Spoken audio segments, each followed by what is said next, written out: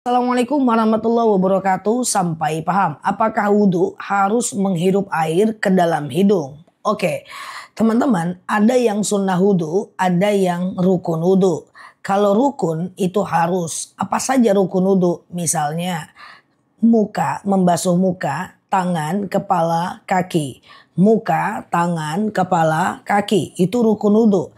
Adapun masukkan air ke hidung, kemudian bersiwak atau bergosok gigi atau kumur-kumur atau sekedar membersihkan jelas sela-sela jari, itu bukan rukun wudhu. Itu adalah sunnah wudhu aja. Jadi kalaupun gak mampu melakukan ini, maka teman-teman wudhunya tetap sah. Yang penting muka, tangan, kepala, kaki itu yang mesti dan harus dibasuh. Kalau nggak sanggup menghirup karena nggak mampu ya cukup bersihin aja. Nggak dilakukan semuanya tetap sah. Cuman yang namanya sunnah sayang kalau nggak kita kerjakan. Kalau bisa tetap kita kerjakan ya. Semoga bermanfaat. Yang lagi di sini like, share video saya ini. Follow kanal saya ini, hadir di live ceramah dan tanya jawab bareng aku dan semoga betah belajar di akun ini. Assalamualaikum warahmatullahi wabarakatuh. Assalamualaikum warahmatullahi wabarakatuh. Sampai paham. Sholat qobliyah subuh udah azan, udah iqomah, orang udah pulang dari masjid, masih bisa dikerjakan nggak? Oke, ini pertanyaannya.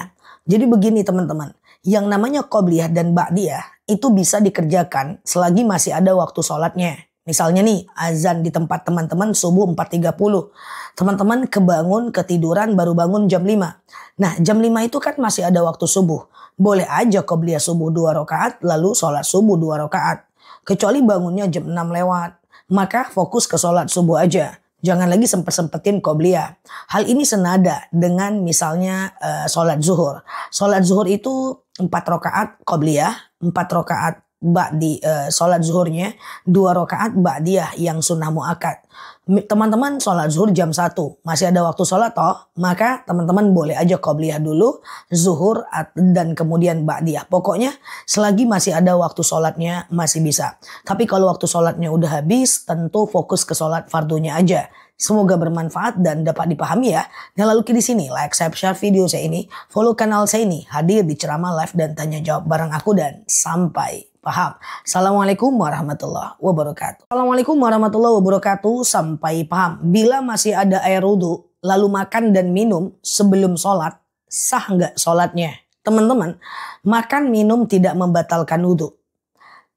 Kecuali teman-teman makan minum lalu kemudian buang angin, ya tentu batal.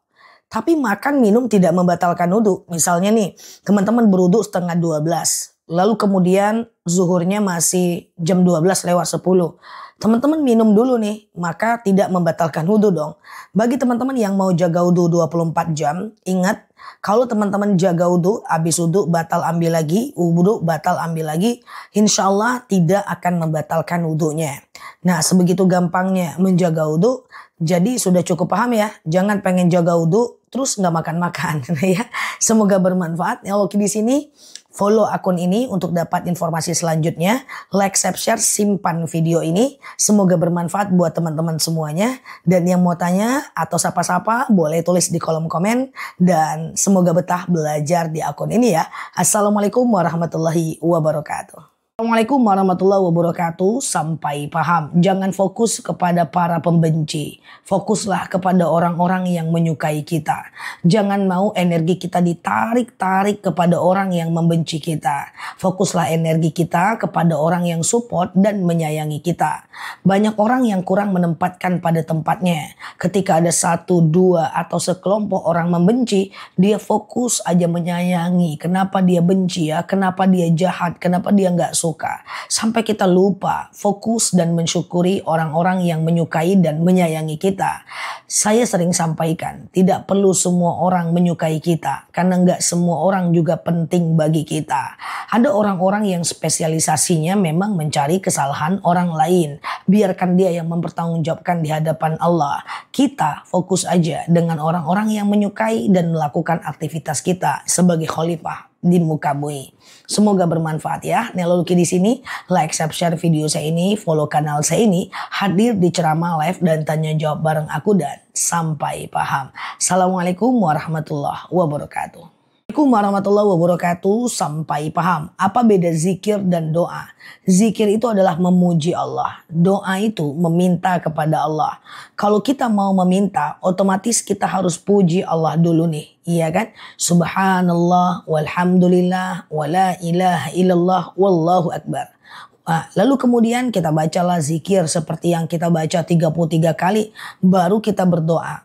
Jadi Ustazah boleh nggak berdoa tanpa berzikir? Boleh sih, tapi yang namanya minta itu bagusnya dipuji dulu tuh. Nah, kita puji Allah, kemudian baru deh kita minta kepada Allah supaya doa kita mustajab. Kalau cuman zikir doang boleh. Kalau cuman doa doang boleh. Tapi kalau mau komposisinya adalah zikir dan doa supaya doanya itu mustajab. Semoga bermanfaat ya. Nela Luki di sini, like, share video saya ini, follow kanal saya, hadir di live ceramah dan tanya jawab bareng aku dan semoga betah belajar di akun ini. Assalamualaikum warahmatullahi wabarakatuh.